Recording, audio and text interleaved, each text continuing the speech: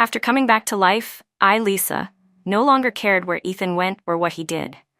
I no longer got angry when he took all the allowance the Quinn family gave us and handed it to the orphaned mother and child of his fallen comrade. I didn't cry or threaten him with death just because he postponed registering our marriage. I once thought that was enough for me to let go. But then he told me to give up my official employment quota at Brookdale Textile Mill and give it to Sophie Winters. He spoke in such a righteous tone, saying Sophie was raising a child on her own, and that as an officer's wife, how could I be so narrow-minded? I simply smiled gently and said, "All right," then quietly glanced at the calendar on the wall. In just a few days, I would be leaving for the South to attend college, and that textile mill, 2 years from now, would undergo massive layoffs. It was only a box of fruit preserves our team received, he continued. I gave it to Sophie and her kid. Do you really need to be this angry? She just lost her husband and still has to raise a small child. Why can't you be more understanding? When Andrew was deployed, what he worried about the most was his wife and kid. If I don't help them now, how could I ever face him again? Looking at Ethan holding that familiar box of preserves, my hands trembled uncontrollably. The scene before me told me clearly. This was the second chance heaven had given me. Thinking about the tragic death of my previous life, my heart throbbed painfully. In everyone's eyes, I was never worthy of Ethan Carter. Whether in background or appearance, I was far beneath him. He was the commander of a military district who had returned with great merit, while I was just an orphaned girl from the mountains with no power or status. If not for my grandfather and the Carter family sharing a life-saving bond, and my grandfather's dying wish that I be engaged to Ethan, we would never have had any connection at all. But I had lived under the Carter family's roof for 3 years now, and this was the year Ethan intended to fulfill our engagement. However, not long ago, Sophie Winters' husband, Andrew, died in the line of duty. Before he died, Ethan had promised to take care of Sophie and her child for the rest of his life. That was his vow. And in my previous life, just to stay by his side, I gave up the chance to be sent to college. I resigned myself to taking care of him for 45 years, spending my entire life trapped inside the small Carter house, serving my in-laws and raising children. Yet when I was lying on my deathbed, I saw Ethan holding Sophie's hand as they prepared to celebrate their golden anniversary. My son, the child I single-handedly raised, hid from me that he had married her daughter. I even wrote a screenplay for their perfect family of 4, just to celebrate their reunion, a reunion that did not include me. In that moment, the contempt in my in-laws' eyes, Ethan's coldness, and my son's disdain filled me with bitter unwillingness. Why? Why did the in-laws I served day and night while they were bedridden repay me with a husband who sought romance elsewhere?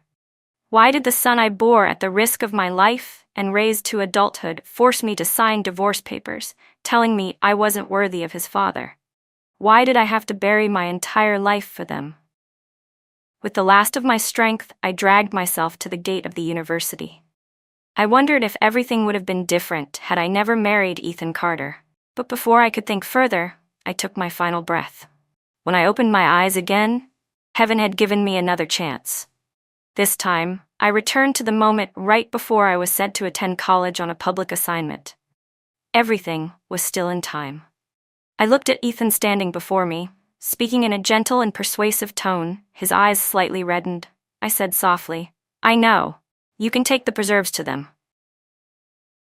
Ethan clearly paused for a moment, his hand tightening as he covered his mouth and cleared his throat twice. "Don't worry," Ethan said.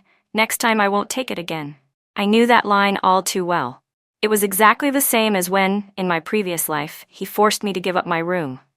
I didn't answer him, nor did I bother telling him that the preserves were something the doctor told me to eat because of my bronchitis. I simply turned around and walked away. The calendar on the wall earlier showed that today was the last day to register, and the admission notice still hadn't arrived yet. Every mistake had returned to its starting point, and I had the chance to fix everything. This time, I absolutely wouldn't spend my whole life being a fool again. I ran straight to the office of the factory director. "Sir, I've thought it through. I want to go to college." He froze for a moment, then asked cautiously, Are you sure? If you leave, you won't be back for 5 years, and you'll be going all the way down south. Still, your skills at the mill are the best we have. It'd be a shame if you didn't go. But you and Commander Ethan are about to get married, so it's understandable you might not want to leave. Everyone thought I would never leave Ethan to study in the South.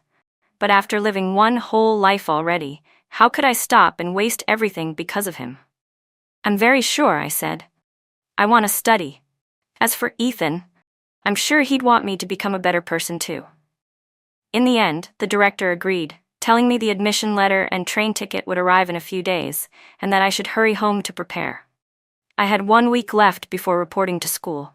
I let out a breath as I stepped out of the office, and right then, as I reached the entrance of the state-owned store, I saw Ethan pushing his bicycle alongside Sophie Winters and her daughter Lily. Sophie was wearing a soft red outfit, looking gentle and elegant. Lily clung to Ethan's arm, calling affectionately, "Daddy Ethan, look." If I didn't know better, I would have thought they were a happy family of 3. I pretended not to see them and walked straight past, but Sophie's sharp eyes still caught sight of me. She called out, "Lisa, don't misunderstand. Lily doesn't know any better. She keeps asking where her dad went, and Ethan, being kind, told her that someday he'd be her dad." Before I could respond, Ethan rushed to smooth things over. "No, Lisa isn't the type to hold grudges. Don't worry about it." I let out a bitter laugh. In my previous life, Sophie's daughter also called Ethan Dad. At first, I felt uncomfortable, and even argued with him a few times. But each time, he said that Lily's father was a martyr who died for the country, and that Sophie and her daughter were pitiful and alone. As the wife of a military officer, I should be understanding.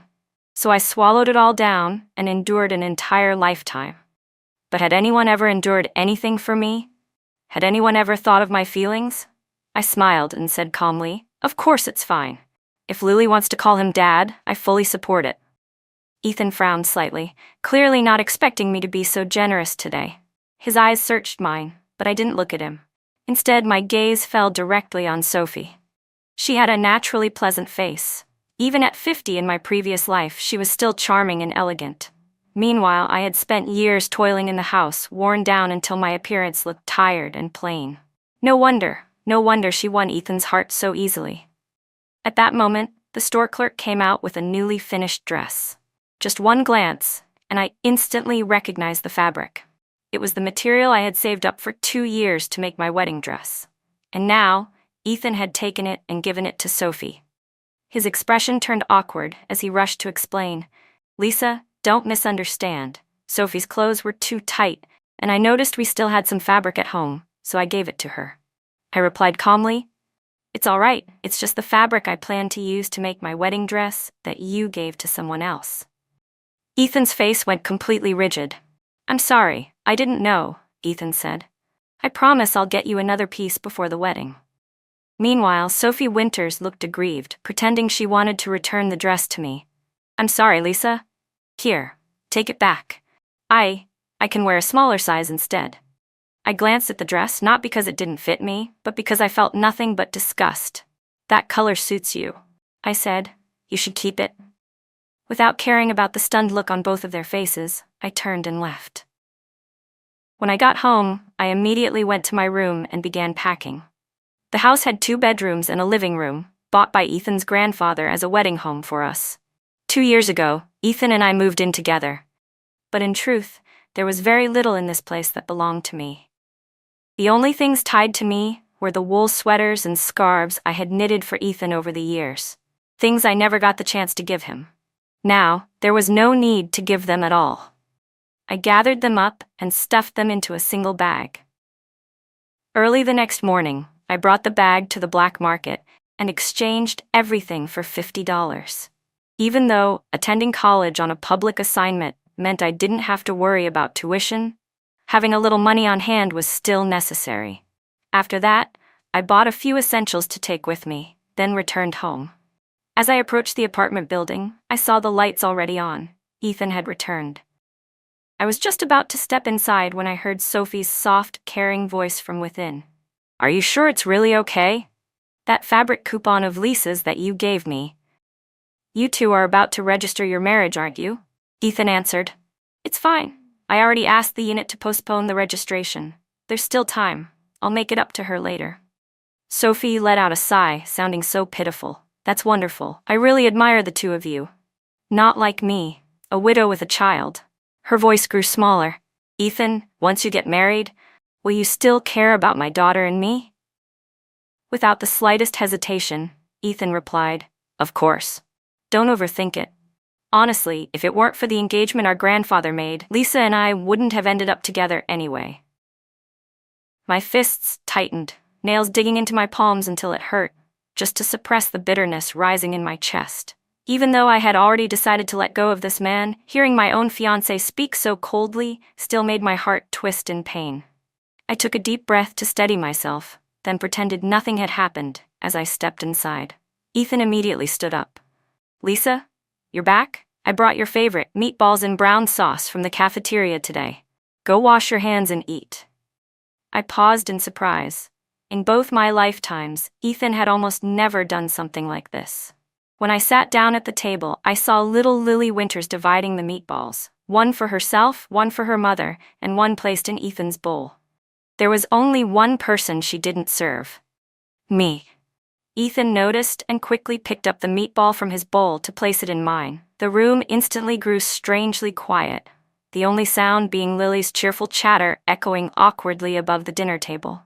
After we finished eating, I quietly returned to my room and locked the door. Not long after, there was a knock. It was Ethan. Irritated, I opened it, only to see Sophie and Lily standing there as well. Then Ethan spoke. Lisa, Sophie's place has a leak. They've tried fixing it several times, but it's still not done. I was thinking, maybe they could stay here for now. Your room over here is pretty spacious, so you could move into my room, and we can let them use yours. Would that be okay? If this had been my previous life, I would have agreed without a second thought. But now, not only was I not angry, I even smiled gently. That's fine, they're the wife and daughter of your fallen comrade. It's the right thing to do. No matter what, in only 5 days I would leave this place forever. This house belonged to him. Whoever stayed here or didn't stay here no longer mattered to me.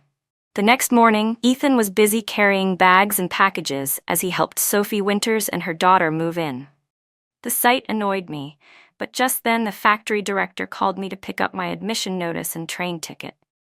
I gladly stepped out to avoid watching any more of that scene. On my way back, I happened to run into Ethan's former superior, Mr. Turner. When he learned that I would soon be heading south for college, he asked, "What about Ethan? Weren't you two going to register for marriage soon?" I simply shook my head. I've thought it through. We're not compatible. Hearing that, he immediately tried to persuade me, saying that with my current circumstances, Ethan was the best support I could hope for. But he didn't know how deeply I regretted marrying that man in my previous life. I only nodded politely and asked him to keep this to himself, then turned back home. As soon as I opened the door, I saw Sophie wearing my apron as she busied herself cooking in the kitchen. Her daughter Lily was playing with crayons, scribbling all over my favorite tablecloth. Ethan, who was always so particular about cleanliness and order, stood there watching Lily with a gentle, indulgent smile, not the slightest bit bothered. I said nothing and didn't waste any emotion on it. I just quietly went to my own room. Not long after, there was a knock. When I opened the door, Ethan stood there holding a cloth bag full of fresh lychees. In this era, lychees cost $30 a pound, shockingly expensive. "Lisa," he said, "I've moved out to the living room. I'll sleep on the couch tonight. You go ahead and rest in the bedroom comfortably." I nodded, taking the bag of fruit, and was just about to close the door when Ethan hesitated, then spoke. "Today I met your factory director. He said once you get an official permanent position, they'll assign you housing. Lisa, look at Sophie. She hasn't been at the factory long, and she's raising a child alone. Life isn't easy for her. How about you give her your chance at the permanent position? That way the two of them will have a place to live. As the wife of a commanding officer, you should have vision, think for others, live for the collective. That's what true generosity is." In my previous life, he had said these exact same words. And because I couldn't bear to part with the man I thought I would build a family with, I quietly gave up my opportunity to attend public university, never telling anyone. But the next day, Ethan even forced me to give up the permanent position to Sophie as well. I refused, and we fought a terrible fight. In the end, with no other option, he reluctantly dropped the idea. The following year, with Ethan's financial help, Sophie passed an adult university exam, then went abroad to study, eventually becoming a renowned returning professor admired by everyone. Meanwhile, only a few years later, the textile mill underwent layoffs. Those without degrees or connections, including me, were the first to be dismissed, with no one caring or offering help. Thinking of that, I couldn't help but laugh. Without hesitation, I nodded. All right, I agree. Ethan lit up with joy and grabbed my hand tightly. Lisa, I knew you were the most understanding. I've made you suffer, but don't worry. Once Sophie and her daughter settle down, I'll marry you. I'll treat you really well. I only nodded casually. It's fine. Too bad that the two of us would never have a future anymore. For the next 2 days, I avoided seeing Ethan as much as possible. Whenever he came home from work, I found an excuse to chat with the neighbors instead. It wasn't until 3 days before my departure, late at night, that, when I returned from the neighbor's house, I found the place in complete chaos, as if it had been turned upside down. The luggage I had carefully packed long ago was torn open. My heart clenched as I rushed to the next room. Sure enough, little Lily was holding a pair of scissors in her hand, surrounded by shredded scraps of fabric scattered all over the floor. They were the practice pieces I had prepared meticulously for my college assessment. When she saw my eyes widen, Lily wasn't frightened at all. Instead, she cheerfully held up a hole-filled piece of fabric and proudly showed it to me. Auntie Lisa, your fabric is so pretty. I used it to make clothes for my doll. Look. In front of me, that dirty doll was wearing what used to be the most precious piece of silk I had brought with me, now reduced to a torn, perforated mess. My head exploded. I lunged forward and yanked it out of her hand. Who gave you permission to touch my things? Lily was startled at first, then immediately burst into loud sobs. You mean lady? You hit me. I'll tell Daddy Ethan to kick you out of the house. She dropped to the floor and wailed even louder. Her crying quickly attracted attention. Ethan Carter rushed in from the living room. Lily, what's wrong? Why are you crying? He scooped her up, face full of distress, while Sophie Winters stood beside him with reddened eyes. Lisa, if you're unhappy that we moved in, just say it. You don't have to take it out on a child. She only took a few pieces of your fabric to make doll clothes. Did you really have to make such a big deal out of it? Then she ran to the memorial photo of Andrew Winters, tears streaming down her face as she wailed. Andrew, you died for this country, and now your daughter and I are being bullied like this. Seeing the two of them crying so pitifully, Ethan bent down, picked up the shredded fabric from the floor, and handed it to me. Lisa, I know this fabric is precious to you. On behalf of Lily, I'm sorry. For a moment, I softened. I had never imagined he would side with me, but the very next sentence froze my entire body. But no matter what happened, you shouldn't hold a grudge against a child. Lisa, apologize to Sophie and Lily. Let's just drop this. Ethan frowned sharply, his tone growing impatient. Lisa, don't make this difficult. I let out a cold laugh, leaning against the wall. Behind him, Sophie began sobbing even louder when she saw I didn't apologize. Lily only accidentally ruined your things. If it's such a big deal, I can compensate you. But was it worth hitting a child over? Anger surged through me. I held up the mangled fabric. Compensate me. How exactly do you plan to compensate for this? This is my assessment project. I stayed up for months working on it. Every stitch, every thread, I made with my own hands. Tell me, how will you compensate for that? Ethan's expression shifted instantly. This is the project you stayed up the last few nights to finish? I didn't answer. My whole body was shaking with fury. Sophie opened her mouth to say something, but Ethan stopped her and led her out to the living room. He closed the door, sighed, and wrapped his arms around me. Lisa, Lily's just a kid. She didn't mean it. You're the adult. Just let it go. I know having Sophie and her daughter here makes you uncomfortable. I promise they'll move out soon, and we'll have our space back like before. So please, be the bigger person. Don't hold grudges against a child. Okay? In my previous life, Ethan had also said the exact same thing to me. Lisa, you shouldn't argue with a child. She's just a kid. Why take it so seriously? But I asked myself, on what grounds was I expected to endure? Was I supposed to repeat the same mistakes, bowing my head again and again, swallowing everything in silence for the rest of my life? I looked down at the shredded fabric in my hands, ruined beyond repair. Just like the relationship between me and Ethan, already broken without any hope of mending. Every last bit of hesitation inside me vanished. I shoved Ethan away hard. His eyes widened in shock as I bent down, grabbed the filthy doll off the floor, and threw it straight out the window. This time, I would not endure anything. I returned to my room and locked the door tight. Immediately afterward, Lily's heartbreaking screams echoed from the next room. She kept wailing that the doll was her favorite one in the world. Ethan tried comforting her for a whole hour, and in the end, he had to promise he would buy her the newest doll the very next morning, before she finally stopped crying.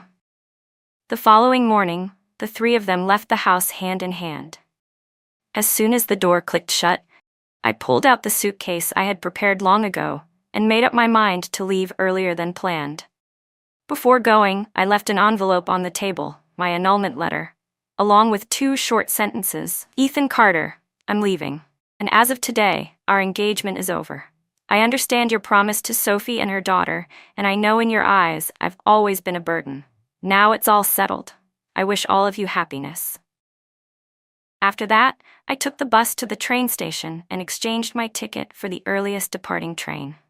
Only when I finally sat down in my seat did all the tension inside me, built up over the past few days, slowly begin to unravel. Looking out the window at the endless greens stretching along both sides of the tracks, I felt my spirits ease with each sway of the train. In my previous life, for the sake of the Carter family, I sacrificed my youth. I was trapped inside a 4-walled house with no freedom, no future. I died without ever knowing how vast the outside world really was. Now that I had been reborn, I was completely awake. Nothing and no one could stop me from moving forward anymore. The engagement with Ethan was never something he truly wanted. That was why he was cold and indifferent. So I no longer needed to care about him either. My life would not revolve around him again. I had my own ambitions, my own career, an entire world waiting to be explored. This time, going south for college, I was the one chosen by the factory to study advanced textile techniques, sent as a representative to contribute to the nation's economic reforms. Compared to that purpose, Ethan Carter was pitifully insignificant. After more than 10 hours on the train, I finally arrived. Guided by student volunteers, I made my way to the Academic Affairs office to complete the registration process. Everything was arranged smoothly. Soon after came the opening ceremony. Sitting inside the lecture hall, my heart surged with an indescribable feeling, as if I had been reborn. In my previous life, I never had the chance to step inside a university. I died cold and alone on the street. But in this life, I would cherish every opportunity life granted me. Each day, aside from eating and sleeping, all my remaining time was devoted either to class or to working beside the machines, tirelessly studying textile technology. Whenever the professor stood on the podium and spoke about the future of the textile industry, a bittersweet ache always welled up in my chest. Because I remembered how, in my previous life, every time the subject of college came up, Ethan's mother never stopped mocking me. She would sneer, "You're jealous, aren't you? Look at someone like Sophie Winters. She got into college with her own ability and even studied abroad. Not like you, who only knows how to stay at home and do chores. Marrying into our Carter family is a blessing you earned after several lifetimes. A woman who only sweeps floors and wipes windows all day. What man wouldn't be sick of that? You're living in fortune and don't even know it. No wonder my son isn't close to you. Look at Sophie and learn from her. She talks to children so gently, patiently, telling them interesting stories. And you? You spend all day looking like someone at a funeral." Back then, I truly believed that if I treated them well enough, they would eventually love me back. So the more they belittled me, the harder I tried. Slowly, I lost myself entirely, all for the sake of a tiny sliver of approval. Only when I died did I realize how ridiculous and miserable that life had been. Thinking of that, I took a deep breath and ruthlessly shoved all those memories into a dark corner of my mind. I focused everything on the path ahead. I gradually adapted to the busy and fulfilling life of studying here, and my memories of the Carter family faded, pushed far back into my mind. But I didn't expect an uninvited guest to suddenly appear. The next time I saw Ethan Carter was 3 months later. That day, my classmates and I had just walked out of the cafeteria and were heading back to class when I saw him standing in front of the lecture hall, carrying luggage, looking disheveled. His face was tired and dusty. I frowned. "What are you doing here?" Ethan stared at me, unable to believe his eyes. Only when I spoke did he finally recognize that the woman standing in front of him was Lisa. Because I majored in fashion design, my classmates and I often tried on new styles, varied cuts, fresh looks. And with the warm, humid southern climate, my skin had become noticeably fairer. I no longer looked sickly, yellowish, or aged like before. So his shock was understandable. But conversely, he now looked like a completely different person. A worn-out face, unshaven, his uniform wrinkled, unpressed, even stained with a large oil blotch on the sleeve. I grew impatient. "If you have something to say it. I'm busy." Ethan finally came back to his senses, his eyes reddening. "Lisa, why did you break off our engagement? Didn't we agree? Once Sophie and her daughter were settled, we'd go register our marriage." His tone was full of anger and confusion. I met his eyes, my voice icy. "Ethan Carter, when did I ever say I would register with you? And you moved our registration date without telling me a word. The letter I left before I left, clearly stating the engagement was terminated. Wasn't that official enough?" Ethan frowned, still unable to understand.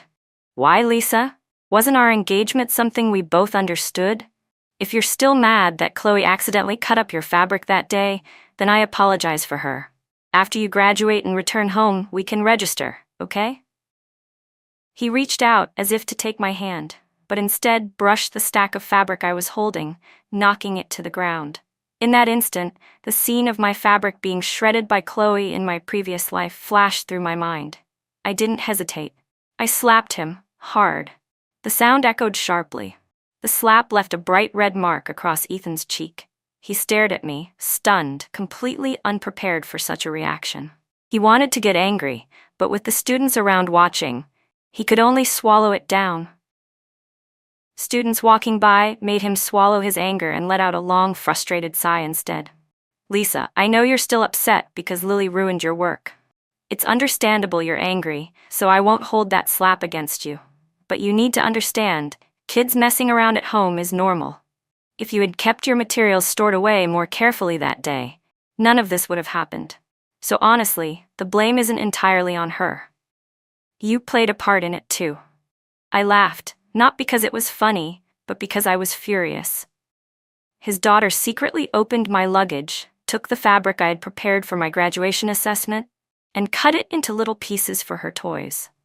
And now he was blaming me for not putting things away properly. On top of that, Lily had clearly been pretending to cry that day. Even when he carried her into the room, she turned around and made faces at me, mocking me.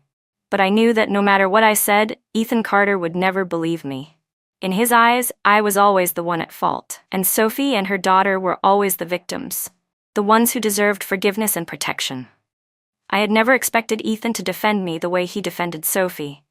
But I also never expected that he would turn around and side with them, forcing me to apologize. My voice grew cold, sharp as a blade. "Ethan Carter, who are you to apologize on her behalf? And another thing, the one who was wronged was me. But instead of defending me, you blame me just so I'll swallow the humiliation and apologize to them? You told me to give them my room. I had nowhere left to store my materials, so I kept them in my backpack with the zipper closed. Tell me, how else was I supposed to protect them?" "Lisa, wait," Ethan said, grabbing my arm. "I didn't mean it like that. It's just... Sophie said she saw your fabric lying on the bed, so..." I cut him off immediately. "You don't need to explain anything. Whatever existed between us ends here. And from today on, don't ever come looking for me again." I turned and walked away, but Ethan panicked and grabbed my wrist tightly. "Lisa, there must be some misunderstanding. Just listen to me, okay? I never wanted to break up with you. If the problem is Sophie and Lily, I swear I'll tell them to move out as soon as we get back. Let's just start over, all right? I let out a short, bitter laugh, enunciating every word clearly. Ethan Carter, how do you still have the face to say that? You're right, you never wanted to cancel the engagement. But while you were with me, you always treated me like a burden. Isn't that true? And I heard every word you said to Sophie that day. You said that, if it weren't for your grandfather's engagement agreement, you and I would never have ended up together. So now I'm helping you. Congratulations, you're finally free to devote yourself wholeheartedly to the person you truly want to protect. I'm giving your little family of 3 my blessing. Saying those words felt incredibly liberating. I wasn't angry anymore. I wasn't resentful. All I felt was a quiet, peaceful relief. Ethan stood frozen as if struck by lightning. After a long moment, he finally lifted his head, stunned. Lisa, you misunderstood. That day I just misspoke, that's all. I never thought about not marrying you, and about Sophie and Lily. You know, before he died, Andrew asked me to take care of them. It's also something the unit entrusted me with. I swear on my honor as a soldier, there is nothing between Sophie and me. In my previous life, Ethan Carter had told me the exact same words.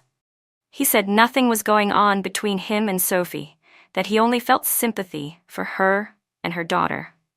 But after we married, in every matter large and small, Sophie was always his top priority. Even the day I went into labor and nearly died from complications, he still took Sophie and Lily to the amusement park. The child I risked my life to bring into this world was gradually shaped and influenced by them, slowly growing distant from me. Until eventually, when my son married Lily, I didn't even know about it. I only heard the news after the wedding was already over. How ridiculous. Thinking back to all those days in my previous life when I pretended to be generous, crying in silence, feeling wronged every single day, it was exhausting. But now, I no longer needed to endure anything, because I truly no longer cared. I looked straight into Ethan's eyes, my expression emotionless. She was your promise to a fallen comrade. Treating her and her daughter well is the right thing to do.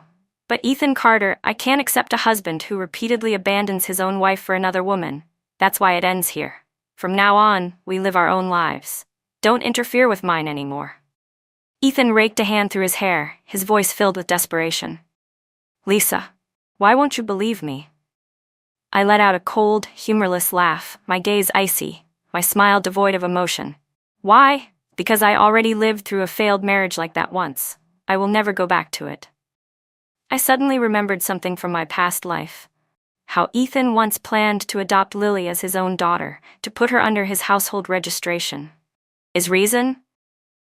I don't want Lily to grow up without a father like you did. Living a lonely life. He clearly knew that was the deepest wound in my heart, yet he brought it up again and again without hesitation. For Sophie and her daughter, he had no problem stabbing me right where it hurt most. Just like now. He claimed he had no feelings for Sophie, but after spending years side by side, how could emotions not develop? The thought alone made me feel nauseated, and I no longer wanted to waste even a single word on him. I spoke coldly. Ethan Carter, enough. I already decided to break off the engagement. After leaving you, I realized the world is actually bright and beautiful. The girl who used to cling to you is gone. Leave. Don't ever appear in front of me again. Without hesitation, I turned to walk away. The moment I did, Ethan rushed forward to grab me again, but a strong hand clamped down on his arm. A deep, steady male voice cut through, cold and clear. Are you all right? I've been watching him harassing you non-stop. The man who had appeared was none other than my senior from the same department, Adrian Liang. On my first day arriving at Southport Station, he was the one who came to pick me up.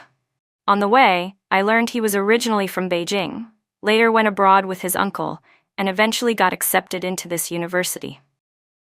He didn't waste unnecessary words. He stepped forward, positioning himself protectively in front of me, his eyes cold as he looked at Ethan. Comrade, you're not a student here. You shouldn't be on this campus, and I witnessed you repeatedly harassing my classmate.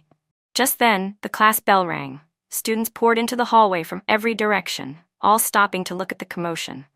Ethan's face went pale, then flushed, utterly flustered. And no, it's not like that. Lisa is my fiancée. I came here to take her home. Adrian turned to me, his tone serious. Is what he said true? I shook my head firmly like shaking a drum. No. Before I left, I wrote a clear annulment letter. Right now, there is absolutely nothing between us. Hearing that, Ethan panicked. His face flushed red as he tried to rush forward and grab my hand again. Lisa, you can't say that. I don't agree to annul the engagement. I looked sideways at Adrian, calm and composed. Adrian, he's truly troublesome. He comes looking for me every single day, non-stop. Could you ask the student office or campus security to escort him out? Adrian nodded, then turned to a nearby classmate and whispered, "Go get campus security." Very soon after that, Ethan Carter was forced to leave the campus on the grounds of harassing a student, but he still refused to give up. Day after day, he kept sending me registered letters, which meant I had no choice but to go to the post office to sign for them. In the letters, Ethan wrote, "Lisa, whether you believe me or not, there is truly nothing between me and Sophie Winters. Focus on your studies in the South. When you come back, we'll register our marriage. I'll treat you well for the rest of our lives. Let's pretend the annulment never happened." But Ethan's vows had never been trustworthy. In my previous life, he had said countless words just like these, yet the moment he turned around, he was already holding hands and exchanging loving glances with Sophie. I coldly tore all the letters into pieces, then went to the post office and changed my telegraph code so that any future mail from him would be redirected somewhere else. As long as he never bothered me again, that was enough. For the rest of this life, Ethan Carter and I would never have anything to do with each other again. Once Ethan was no longer harassing me, I could finally devote myself completely to studying and researching textile technology. Watching plain, meaningless pieces of fabric gradually transform into beautiful garments under my own hands filled me with a sense of satisfaction nothing else could compare to. And besides that, another person began appearing more and more often by my side. My senior, Adrian Liang. At first, he said he was worried Ethan might come looking for me again, so every day he personally escorted me to and from class. The campus was huge, and whenever we had to switch buildings, he would pedal his large 28-inch bicycle and take me across the grounds. Later on, he started bringing me small gifts, but I always turned them down. I knew he liked me. His gentle, sincere gaze was incredibly hard to ignore, even if I tried. Once, he told me, "You have a kind of feminine strength. I can't take my eyes off you." I only smiled without responding. Having lived one life already, all I wanted now was to focus on my studies. Matters of the heart could wait. At that moment, I didn't yet have the courage to start a new relationship. Not because I was afraid, but because I wanted to love again only when I could do so from a place of independence and strength. Time passed quickly. My 5 years at the public university finally came to a perfect end. I became an outstanding graduate and was invited on stage to give a speech at the welcome ceremony for the incoming freshmen. When my fashion design sketches were displayed on the large screen, the entire auditorium erupted into applause and cheers. In that moment, I knew I had touched my dream with my own hands. After graduation, I was honored to receive several fashion design awards, both domestic and international. Right after the ceremony, I declined offers from several overseas companies and chose instead to return to Beijing to build my career. After all, the factory had sponsored my 5 years of education. It was time for me to return and shine in the place where everything began. But as soon as I stepped out of the auditorium, I saw Adrian Liang standing at the school gate, holding a bouquet of fresh flowers. He walked toward me and suddenly dropped to one knee. His deep, steady voice rang out amid the breeze and the golden sunset. "Lisa, I know you've been hurt in love before, but today I still want to tell you, I like you. Would you be willing to be my girlfriend? I'll spend my whole life loving you." I stood there looking at the man who had quietly been by my side for 5 entire years, never pressuring me, never intruding, always silently protecting me. During all those years, he never once forced me to answer anything. He was simply there whenever I needed him. Amid the cheers and applause from my friends, my heart finally found its answer. I smiled, my eyes slightly misty with emotion, and slowly said the 2 words, "I agree." The next day, Adrian and I boarded the train back to Beijing. On the way, we unexpectedly ran into Mrs. Warren, who used to work with me at the textile factory and had since left to run a trading business. The moment she recognized me, she hurried over to chat. Then casually, she said, "Lisa, did you know? Ethan Carter and Sophie Winters registered their marriage last year." I simply listened quietly, my heart completely calm. Mrs. Warren continued, "Back then, after he returned to Beijing from your school, I heard he rented a separate place for Sophie and Lily. Sophie even tried to refuse, saying she and her daughter could stay at his place to save money. But Ethan insisted. He said a single man and a widow living under the same roof would go against social norms and cause gossip. And then that whole mess about him going to your university to find you got reported to his superior. He was disciplined immediately. Wasn't allowed to leave Beijing for 5 years. Probably because of that, he panicked and kept writing you all those apology letters, begging you to come back." She sighed. And after that, Sophie kept making excuses. Lily being sick, being bullied, needing help, calling Ethan over again and again. One mid-autumn festival, she even got him drunk and purposely slept in the same bed. The neighbors saw everything the next morning. The whole county was talking about it. And because Lily kept calling him Daddy Carter, the rumors spread even worse. People were saying you left because he cheated on you. But you were already down south studying. No matter what explanation you gave, no one cared. Eventually, the organization stepped in and forced him to marry Sophie. Mrs. Warren glanced at me, then at Adrian walking beside me, gently holding my hand. She chuckled with admiration. "Lisa, you really know how to pick the right path. Staying away from that mother and daughter was the biggest blessing of your life. You even got into university, went south to study, and now you've got this tall, handsome young man by your side. He's way better than that Captain Carter." I only smiled in response, but inside, I knew I was truly fortunate. Fortunate to have been reborn before the college entrance exam. Fortunate to have escaped the muddy darkness of my previous life.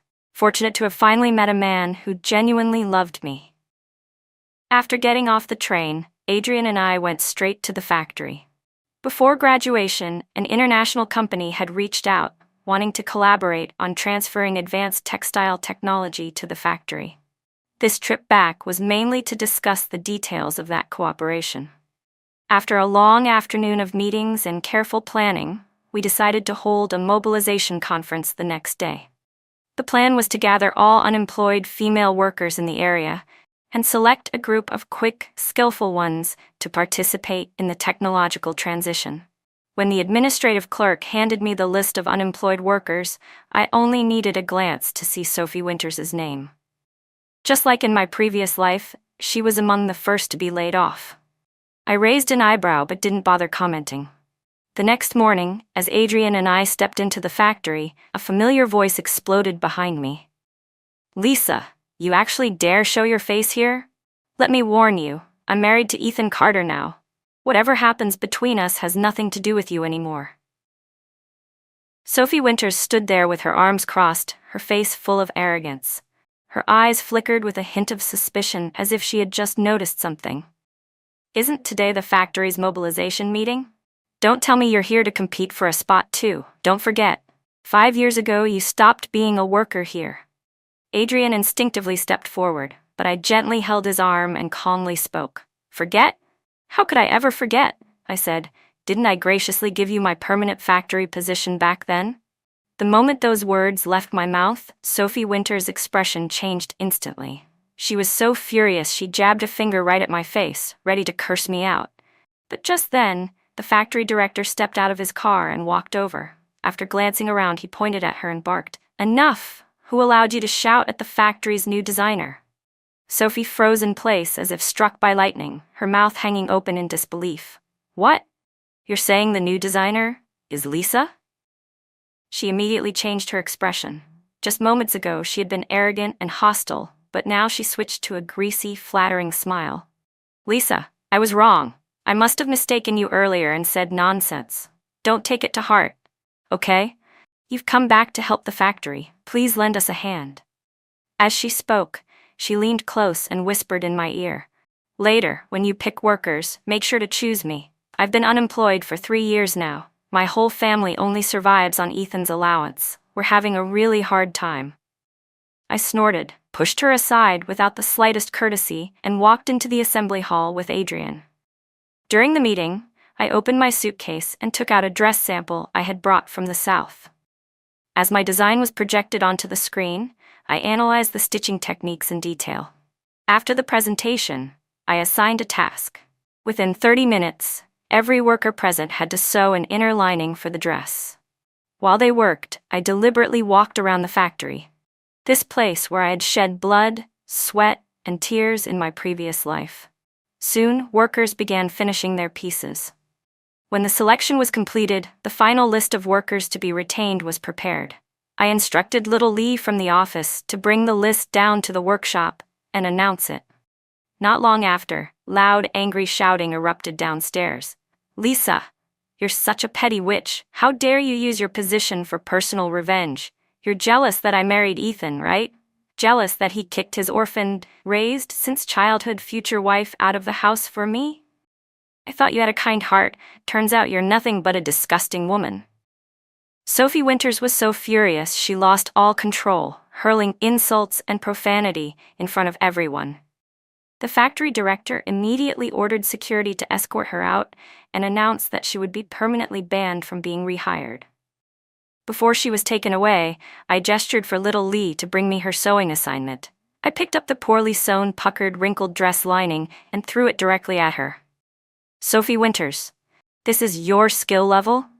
Even new graduates are better than this. Tell me, why should I hire you? This is a textile factory, not a charity." The moment I finished, Sophie suddenly jerked free from the security guards. She pulled a small, sharp object from her pocket and lunged at me. In that split second of danger, strong hands blocked the blow, blood streaming down. Ethan Carter stood in front of me. His eyes were ice cold as he shouted, "Are you crazy, Sophie? Haven't you caused enough damage, and now you're trying to hurt Lisa too?" Sophie froze as if struck by a fatal blow. His look of disgust stabbed straight into her heart. She collapsed to the ground, sobbing uncontrollably. "It's not my fault. You pushed me to this. Don't think I don't know. You call her name every night in your sleep. Now she's back. What about me? What about Lily?" Ethan tossed the makeshift weapon aside and opened his mouth to speak, but the security team rushed in. They immediately handcuffed Sophie on the spot. She knew this time she would not escape. In this era, attacking someone with a weapon was a serious crime. What awaited her was prison, a heavy sentence, and the complete destruction of her life. Ethan Carter. At that moment, Ethan no longer showed even a trace of pity. He simply said coldly, "I promised I would take good care of Lily." Adrian hurried over and wrapped his arms around me, pulling me close, gently stroking my shoulder as he whispered reassurance, afraid that even the slightest thing might hurt me. Over his shoulder, I saw Ethan's eyes fixed on me, filled with pain and loss. In a low, almost pleading voice, he said, "Lisa, can we talk for a moment?" When our eyes met, I almost didn't recognize the man standing in front of me. In my previous life, Ethan Carter had always been poised and confident, a commanding officer who walked with his head held high and eyes bright with determination. But now in front of me stood an unshaven, weary man, hair graying and messy, looking lost and hollow, like someone who no longer knew where he belonged. He finally spoke, his voice trembling. "I'm sorry for everything back then. I've wanted to apologize for so long. Afterward, I realized the problem and punished Lily severely for what she did. I was foolish. I was wrong. Lisa, can we start over?" I let out a bitter laugh and looked straight at him, my gaze ice cold. "Ethan Carter, did you forget? You're a married man. You really love betraying people that much?" His face stiffened. His fingers trembled as they rubbed the side of his pants leg. I can get a divorce. Just give me a little time. I can do it." I cut him off immediately, my voice firm. "Never, Ethan Carter. Stop lying to yourself. You dare say you never had feelings for Sophie Winters? You claimed it was just taking care of her, but what you were doing was hiding your feelings behind duty and righteousness." I continued, my voice steady, resolute. "I already lived far too long in that twisted relationship. My life only truly began after I left you. And you no longer deserve to stand beside me." With that, I took Adrian's hand and walked away without looking back.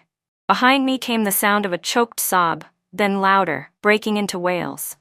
Ethan stood in the middle of the factory courtyard, crying from quiet tremors to full, despairing screams. That cry carried regret, pain, and torment. 2 years later, I had become the owner of the first private fashion studio in Beijing. Our dress designs became a nationwide sensation, even featured on the Spring Festival Gala, the most prestigious stage in the country. And in that same year, Adrian Leong proposed to me. In his eyes, I saw a love that was complete, genuine, and without hesitation. Not long after, I became pregnant. Today, Adrian drove me to the largest hospital in Beijing for my prenatal checkup. The moment we reached the hospital gate, I unexpectedly encountered someone from my past. Since our last conversation, I hadn't seen Ethan again. I heard he had retired early and taken his family back to his hometown. Now he was hunched over, pushing a wheelchair. Sitting in it was an elderly woman, his mother, who had been my mother-in-law in my previous life. Judging by the timing, she must have recently fallen down the stairs, leaving half her body paralyzed. Walking beside them was a young woman, clearly Lily Winters, now already an adult. I was about to turn away when I heard Ethan say, "Lily, help me carry these bags. Your grandmother can't move on her own, and I can't manage everything." Lily frowned impatiently. "Why should I? You're not even my real dad. And that old woman stinks. I don't want to go near her." Then she spun around and stormed off without a backward glance. Ethan struggled to gather the bags, gritting his teeth as he pushed the wheelchair forward. When he walked past me, he kept his head down at first. But then, as if sensing something, he suddenly looked up. But his gaze instinctively fell to my belly, now visibly rounded. Ethan froze, rooted to the spot. For some reason in that brief moment, a thought flashed through his mind. If the woman he had married back then had been Lisa, maybe now they would have had a warm, complete family, not the broken life he was living. Years passed. I gave birth to a son and a daughter, both obedient and kind. Adrian Leong truly kept the promise he once made. He spent his entire life loving me wholeheartedly. On my 60th birthday, our family of 9, 3 generations, gathered around the table. We shared cake and took pictures, laughter filling the courtyard. My little granddaughter tugged at my sleeve, insisting she wanted to see the bouquet of roses her grandfather had bought for me. But the moment we stepped into the living room, she blinked in confusion and said, "Grandma, there's an old man sleeping outside." Curious, I followed her to the yard, and to my shock, the man lying there was Ethan Carter. He was still without breath. But in his hand, he clutched a worn yellow document, the marriage registration form I once left behind. Across it was a shaky, trembling line of 2 words. "I'm sorry." I stood there in the soft breeze, my eyes calm, neither sad nor resentful. I no longer needed that apology, because in my arms was a radiant bouquet of roses in full bloom. And behind me was a family overflowing with love. My present, my future, everything I once never dared to dream of.